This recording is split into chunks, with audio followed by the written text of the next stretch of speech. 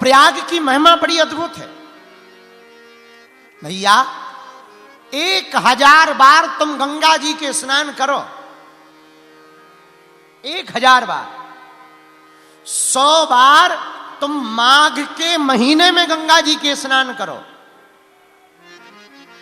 बैसाख के महीने में तुम करोड़ों बार गंगा जी में स्नान करो, तो जो पुण्य फल तुम्हें वैशाख के महीने में 1 करोड़ बार गंगा स्नान करने का प्राप्त होगा, वो फल महाकुंभ में केवल 1 डुबकी लगाने भर से प्राप्त हो जाएगा।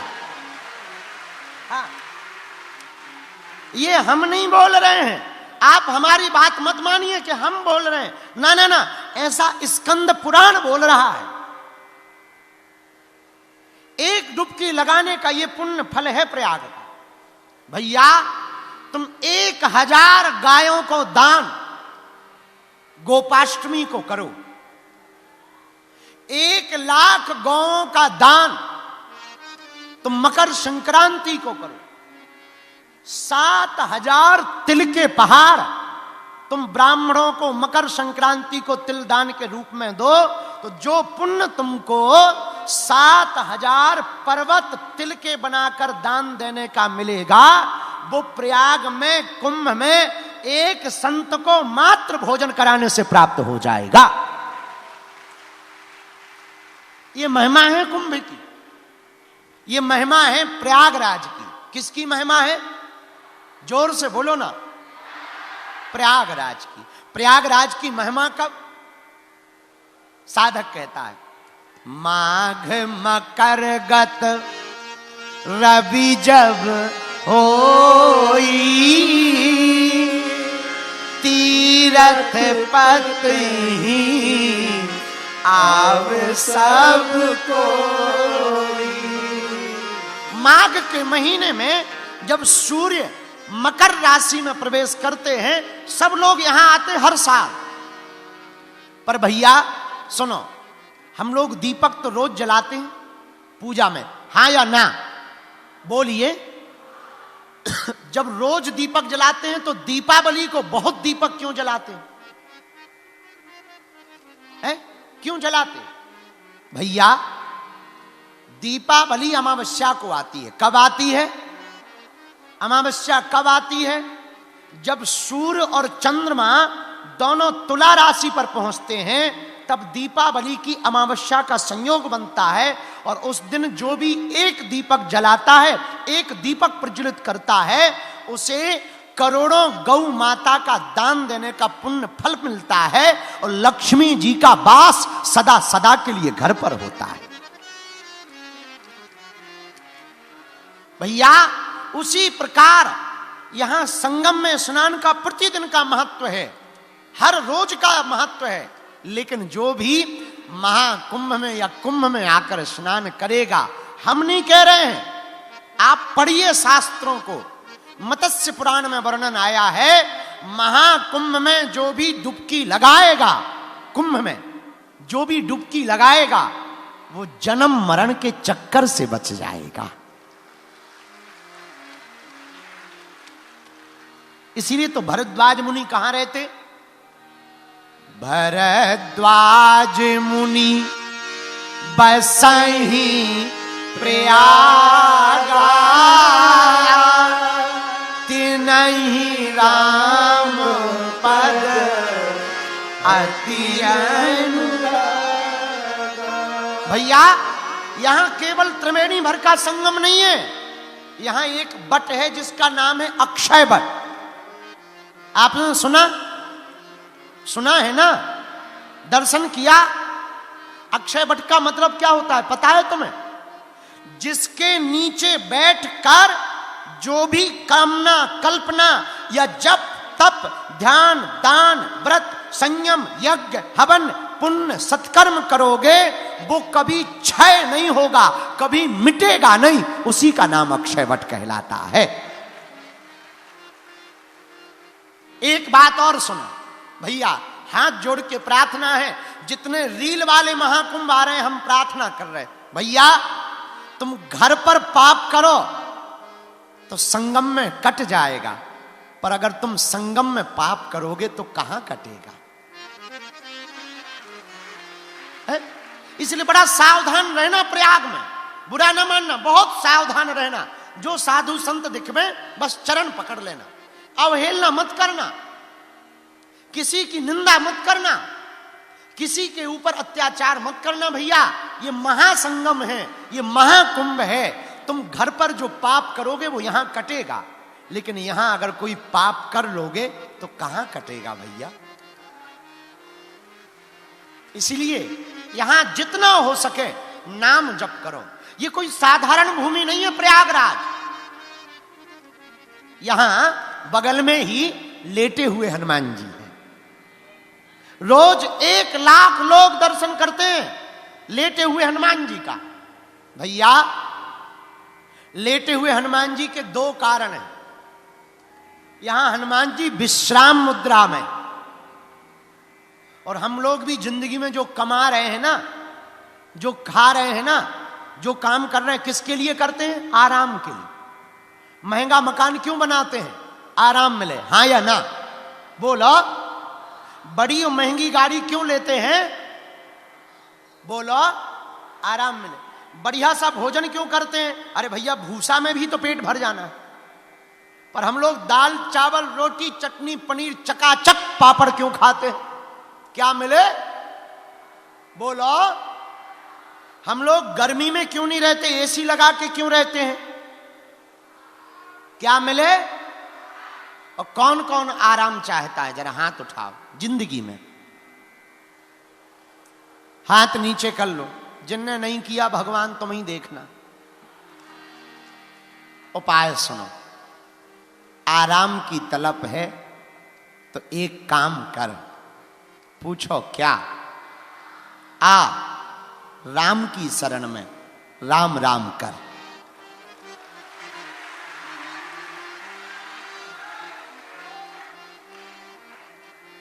भगवान को कहो, मुझे कौन पूछता था तेरी बंदगी से पहले,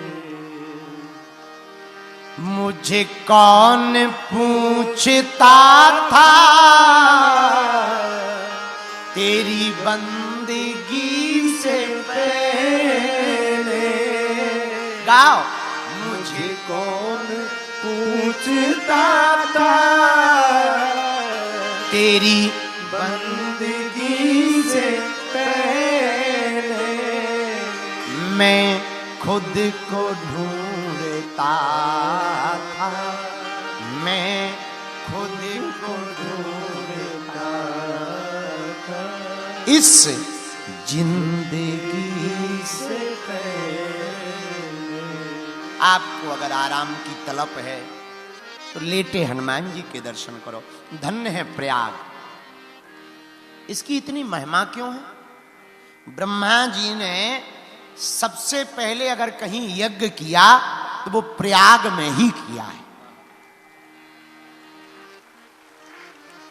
3 नदियों का कहीं अगर संगम है तो वो कहां है? प्रयागराज में ही है। विश्राम मुद्रा में विशाल काय अगर हनुमान जी कहीं हैं तो कहां है?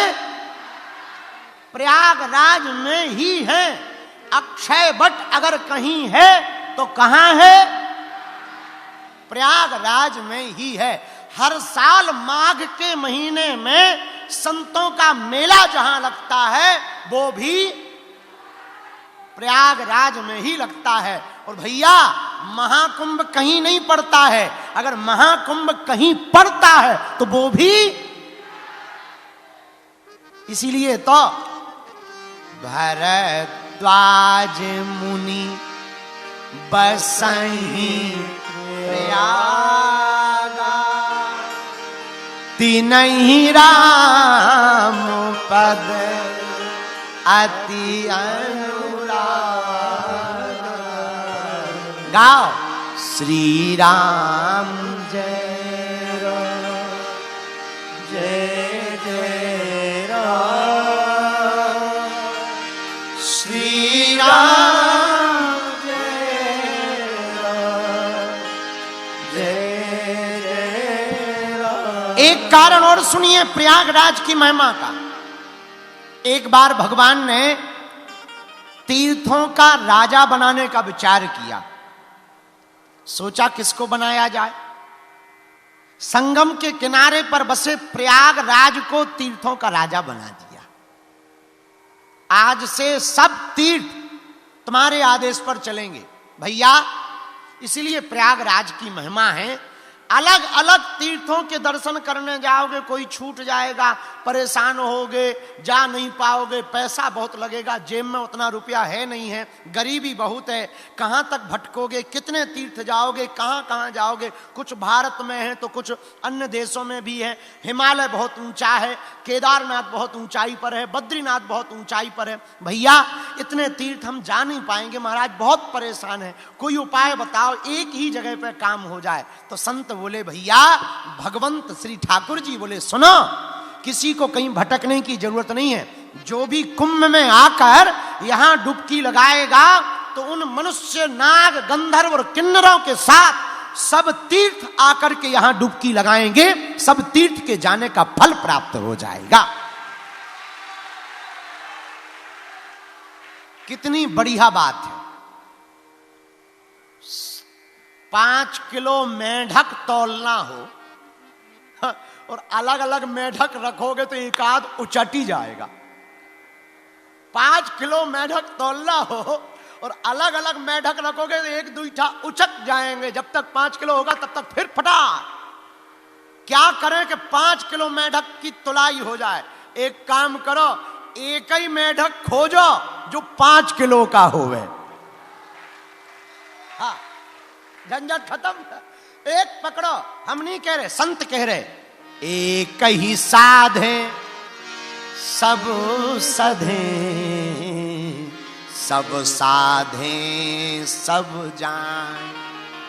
जैसे हमको मान लीजिए मिनिस्ट्री में किसी से काम करवाना हो और 4-5 मंत्रियों से करवाना हो। अलग अलग मंत्रियों के पास जाएंगे, परेशान हो जाएंगे, कोई मंत्री मिलेगा नहीं, कोई टाइम नहीं देगा, कोई कुछ करेगा, कोई कुछ कहेगा। क्या करें? एक उपाय है, मुख्यमंत्री को पकड़ लो। मंत्री कहां हाजिरी लगाने जाते हैं? किसके पास जाते हैं? बोलिए बोलिए बोलिए। अब बहुत मुख्यमंत्रियों से काम पड़े, अलग अलग प्रदेश में जाएंगे, टाइम देंगे नहीं देंगे, पर मिलना जरूरी है। तो क्या करें? प्रधानमंत्री को पकड़ लो, झंझट खत्म। उसी प्रकार बहुत तीर्थ जा पाए या ना जा पाए, एक काम करें, कुंभ में आकर के जब जो है महाकुंभ, पूर्ण कुंभ या अर्ध कुंभ पड़े तो कुंभ में आकर हम डुबकी लगा लें तो कहीं जाने की जरूरत नहीं है, यहीं सब प्राप्त हो जाएंगे। पाप मिटेंगे पुण्य बढ़ेंगे, पाप मिटेंगे पुण्य बढ़ेंगे, करो कुंभ स्नान, ये है संगम नगरी, ये है संगम नगरी। पाप मिटेंगे पुण्य बढ़ेंगे, पाप मिटेंगे पुण्य बढ़ेंगे, करो कुंभ स्नान, ये है संगम नगरी, ये है संगम नगरी, ये है प्रयाग नगरी, ये है प्रयाग नगरी। दोनों हाथ उठाकर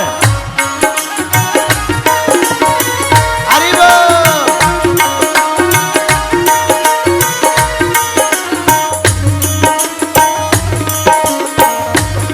प्रयागराज महाकुंभ की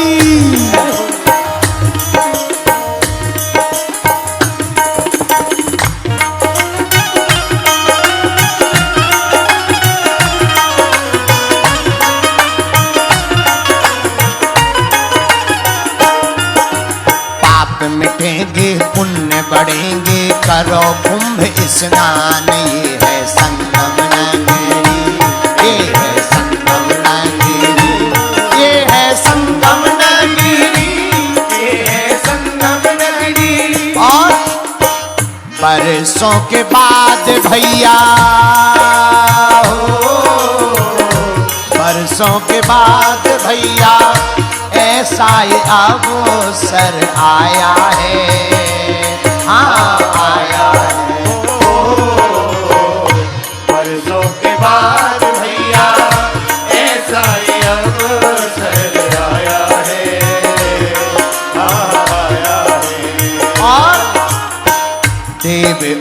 तनुज ना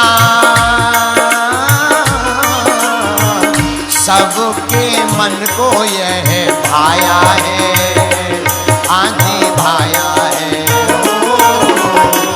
देव और तनुज ना सबके मन को भाया है, भाया है। अब संगम में आ गई हो तो पूछो क्या करना है, पूछो। उठाओ दोनों हाथ, सुनो।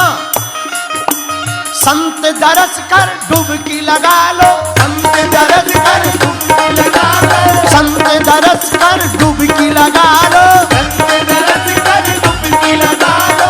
आओ गुण का करो दान, ये है संगम नगरी, ये है संगम नगरी, ये है संगम नगरी, ये है संगम नगरी।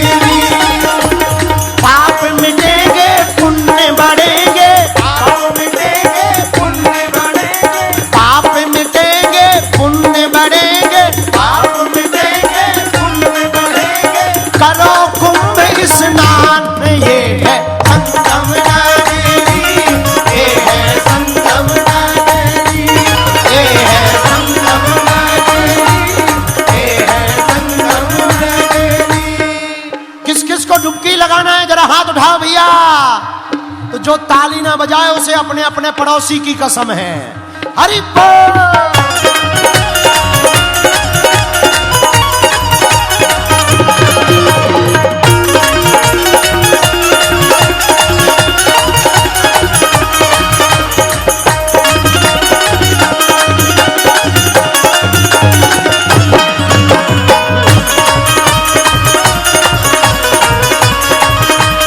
महाकुंभ की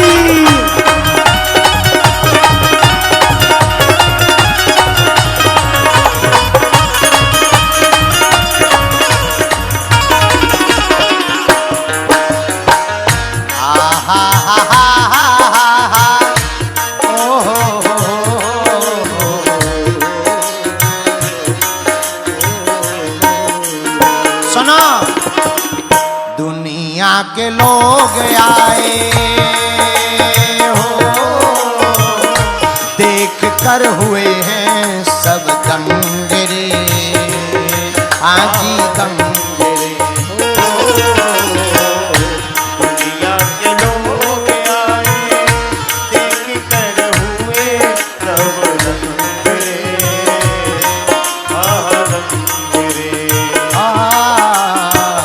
जमुना और सरस्वती,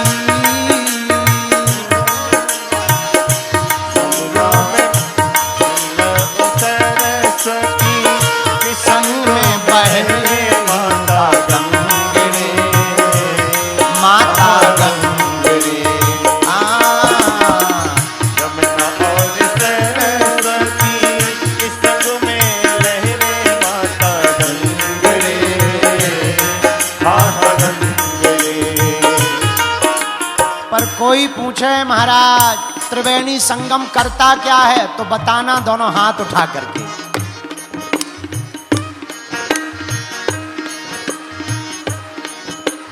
त्रिवेणी संगम की धारा, त्रिवेणी संगम की धारा, त्रिवेणी संगम की धारा, त्रिवेणी संगम की धारा करती है कल्याण। चलो भाई संगम नगरी, चलो भाई संगम नगरी।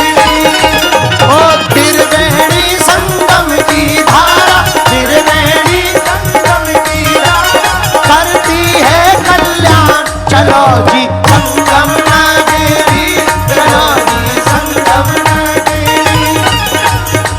घर जाना गांव जाना तो लोग पूछेंगे कि संगम क्यों गए, कुंभ में क्यों गए। उठा के दोनों हाथ कहना, पाप मिटेंगे पुण्य बढ़ेंगे,